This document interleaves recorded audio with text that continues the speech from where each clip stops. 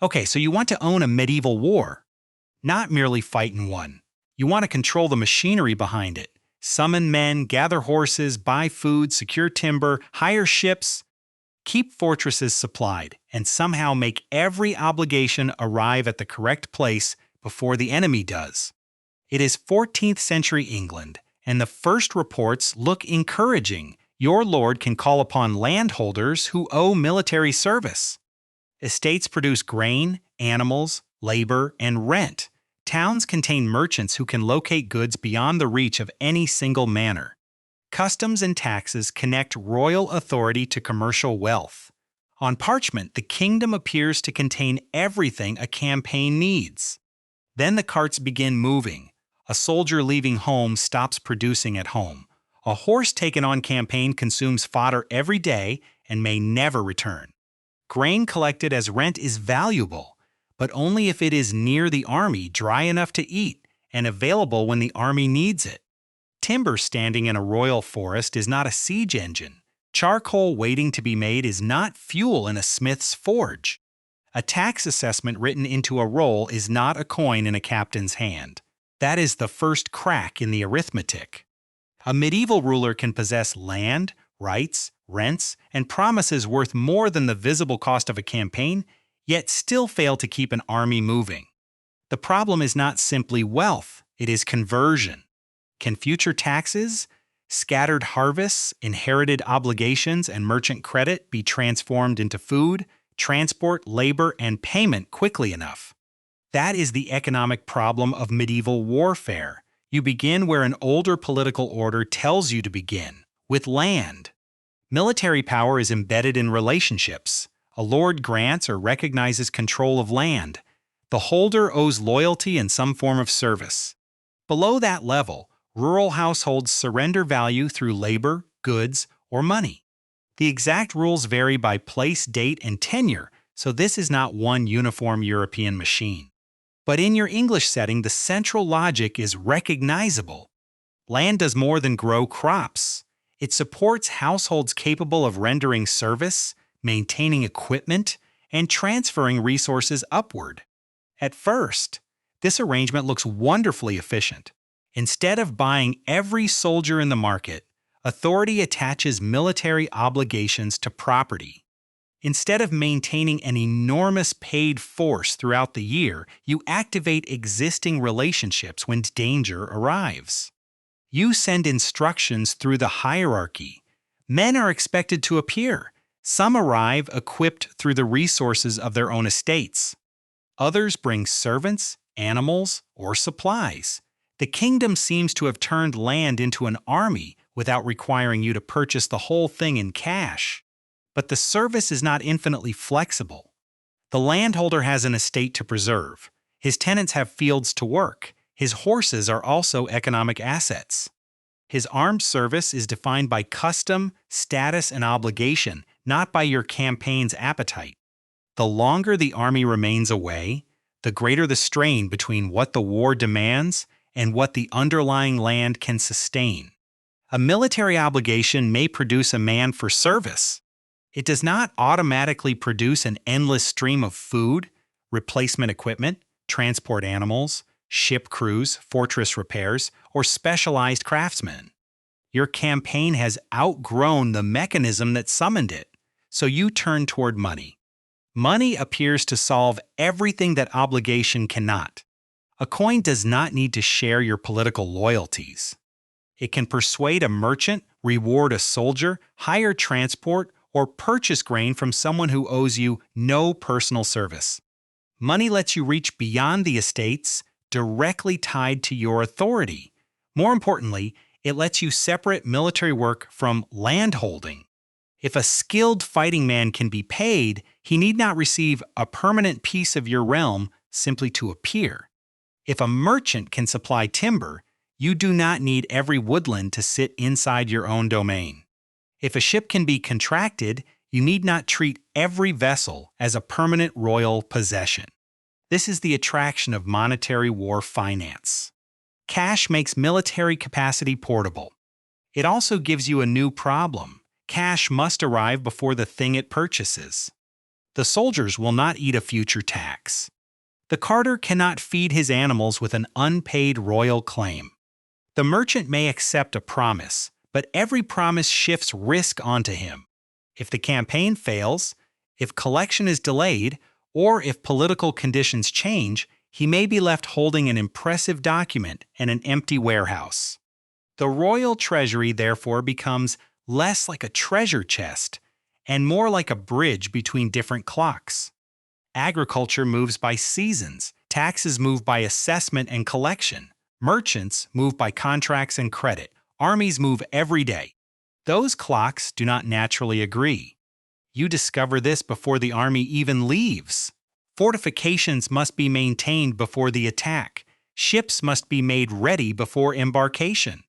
Armor, weapons, horses, and siege equipment must exist before the first clash. These are readiness costs. They consume resources while producing no immediate military return.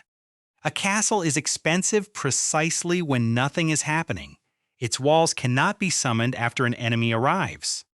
A ship cannot be built at the instant troops need to cross water. A trained horse cannot be produced by declaring an emergency. Readiness requires you to commit value long before you know whether the asset will be used, damaged, captured, or rendered strategically irrelevant. Then the campaign begins and a second class of expense takes over. Soldiers need support. Animals need fodder. Food must be gathered, stored, and moved. Smiths require fuel. Siege operations absorb timber and labor. Transport becomes a military function of its own. The army visible on the road is only the front edge of a much larger economy. Behind each armed man stands a chain of fields, workshops, carts, animals, warehouses, creditors, tax collectors, and households.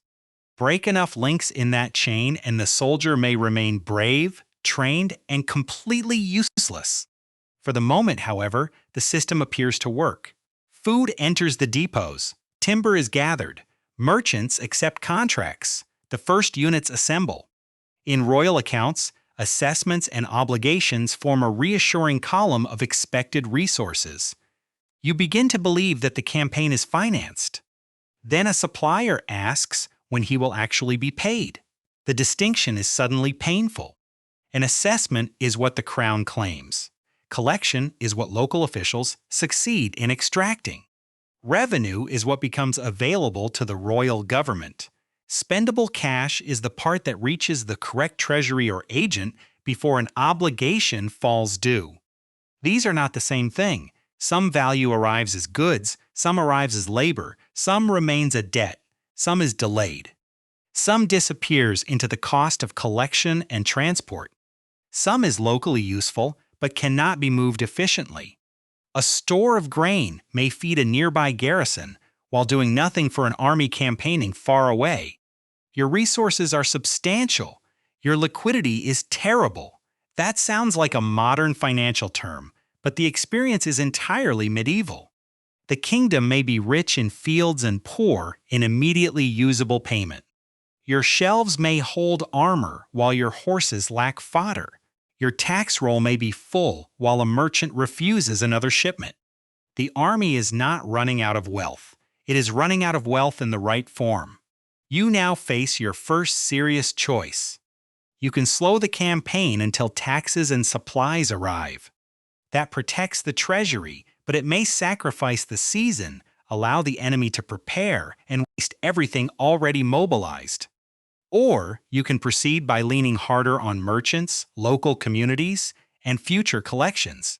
That keeps military time moving, but transfers the delay into debt, requisition, and political resentment.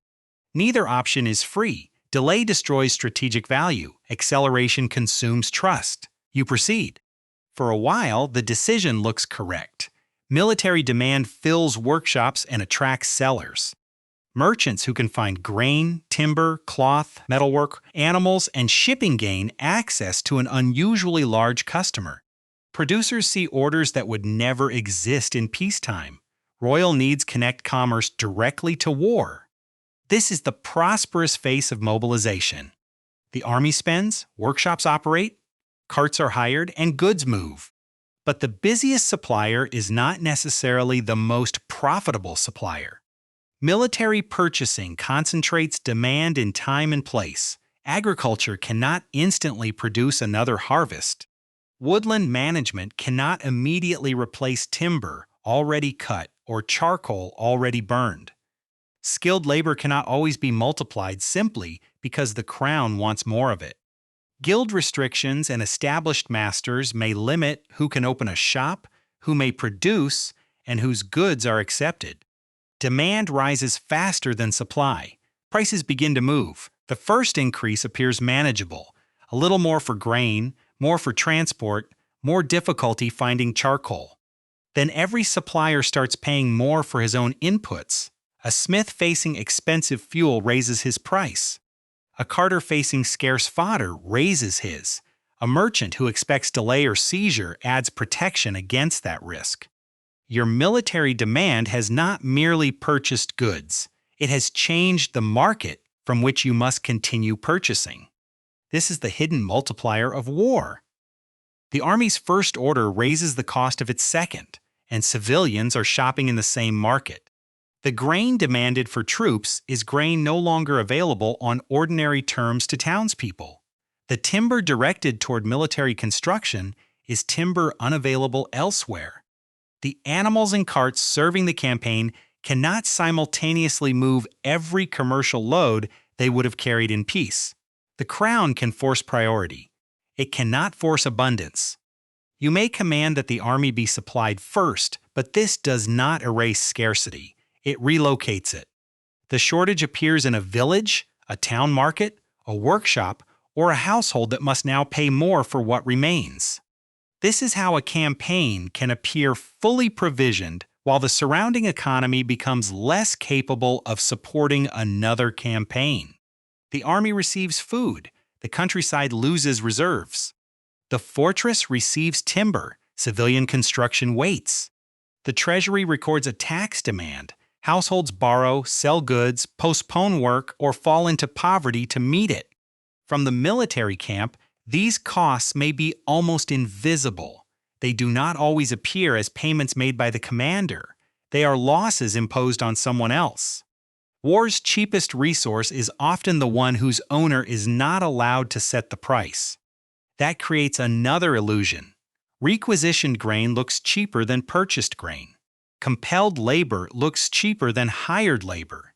A service obligation looks cheaper than a wage. But the economic cost has not vanished. It has moved on to the farmer who loses food, the tenant who loses working time, the town that loses transport, or the estate that loses a horse. You have reduced the crown's immediate cash expense by increasing damage elsewhere in the system. For one campaign, that may seem rational. For repeated campaigns, it begins consuming the very tax base and productive capacity on which military power depends. A field neglected because its labor has been diverted yields less. A workshop deprived of material finishes less. A merchant whose earlier claim remains unpaid becomes reluctant to extend new credit. A household pushed into debt has less ability to withstand the next levy. The state is borrowing from its own future, even when no formal loan is written. Then news arrives that the army needs additional supplies. You return to the merchants.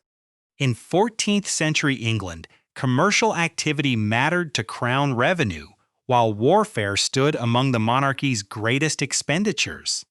That relationship created extensive documentation, enough to make merchants especially visible in the surviving story. But their importance should not make you imagine that England had ceased to be agrarian. The fields remained the foundation. Merchants became crucial because they could connect scattered production to concentrated royal demand, and because rulers needed access to money and credit that land obligations alone could not provide. The merchant does something your hierarchy cannot do easily. He searches. He identifies where goods exist, arranges movement, negotiates exchange, keeps track of debts, and accepts payment that may not be immediate. Commercial institutions develop rules around money changing, credit, contracts, invoices, debt, bankruptcy, and enforcement, because distant exchange cannot survive on goodwill alone. To you, this looks like supply. To the merchant, it is a portfolio of risks. Will the crown pay? In what form? At what time? Will the promised revenue actually be collected? Will goods survive transport? Will another official seize them? Will the campaign move, leaving the shipment in the wrong place? Can the merchant recover anything if the political customer refuses? A ruler may be the largest buyer in the market and still be a dangerous customer. That is the second great paradox of medieval war finance. Political power can compel payment from subjects, yet its own promises may remain difficult for suppliers to enforce. The crown's authority makes it attractive as a customer and frightening as a debtor. You can pressure one merchant into delivering. You cannot pressure an entire commercial network into trusting you indefinitely. Trust, therefore, becomes a military resource. It does not glitter like coin or march like infantry, but it determines whether future promises can be converted into present supplies. If merchants believe repayment is likely, your expected revenue gains purchasing power before it is collected. If they do not, the same future tax becomes a weak promise requiring harsher terms, stronger guarantees, or direct compulsion. Credit changes the timing of war. It allows tomorrow's revenue to feed today's army. Yet it also gives tomorrow's treasury an obligation before tomorrow has arrived. The campaign is now living ahead of its income. Your apparent success deepens the trap. The army remains in motion, so more commitments are made. Existing suppliers have too much invested to withdraw easily. Officials assume that future collections will cover present expenses. Every completed delivery seems to prove that the system works. But delivery is not settlement. The merchant has transformed his goods into a claim. The crown has transformed a future tax into present consumption. The army has eaten the food, burned the charcoal, exhausted the animals, and used the labor. The tangible asset is gone. The debt remains. This is why victory does not automatically create profit. A commercial enterprise can compare sales with costs. A medieval ruler's return may be territory, tribute, security, prestige, political leverage, control of trade, or the avoidance of defeat. Many of these returns are uncertain, delayed, or impossible to divide into ready cash. The campaign's expenses, by contrast, are immediate and stubbornly physical. The horse must eat before prestige arrives. Suppose the campaign succeeds militarily, the enemy retreats, a fortress is secured, your court celebrates. Yet taxes are still in arrears, suppliers still hold claims, damaged equipment requires replacement, and the countryside has already absorbed higher prices and labor losses. You have won the battle and weakened your ability to finance the next one. That is not a contradiction. It is what happens when military return and fiscal return arrive on different schedules. The battlefield measures success, imposition, survival, and control. The treasury measures it in resources recovered after obligations are paid. The two measurements can disagree completely. The pressure now reaches the labor supply. Deaths and migration remove workers from fields and workshops. Even people untouched by combat may relocate because roads are unsafe, local demand has collapsed, or extraction has become intolerable. Agricultural and industrial production then declines at the same moment the war machine is asking for more. Scarcity raises prices. Higher prices enlarge the funding gap. Authorities seek more taxes or more compelled supply. Heavier extraction weakens households and encourages further flight. The initial shortage becomes a cycle. The small problem was a delayed shipment. The larger problem is that the campaign has begun damaging its own source of replacement resources. You can respond with force, increase the tax demand, tighten requisition, insist that guilds and merchants meet royal needs, restrict competing buyers. Each measure can obtain something immediately. But emergency extraction is not the same as sustainable revenue. A tax collector can demand a higher amount than the economy can safely surrender. On the roll, revenue rises. In reality, arrears, debt, poverty, evasion, and production losses may rise with it. Nominal claims become larger while the real stream of usable goods becomes weaker. The state begins to confuse the power to assess with the ability to collect. You recognize the danger and reconsider the campaign. The objective is no longer simply to field the largest force possible. It is to preserve the conversion chain that keeps any force functioning. So you make a less dramatic decision. You reduce dependence on one form of finance. Land-based obligations provide some service, but you do not pretend they can satisfy every specialized or prolonged need. Taxes supply money, but you do not treat an assessment as if it were already cash. Merchants extend the reach of procurement, but you avoid turning every contract into an indefinite royal loan. In-kind resources support nearby forces, while money is reserved for needs that cannot be met locally or through obligation. Most importantly, you change the timing. You seek commitments before military demand becomes desperate. You maintain stores before scarcity reaches its peak. You protect the credibility of repayment instead of spending it all on the first mobilization. You avoid taking so much from one district that its future production collapses. None of this makes the war cheap.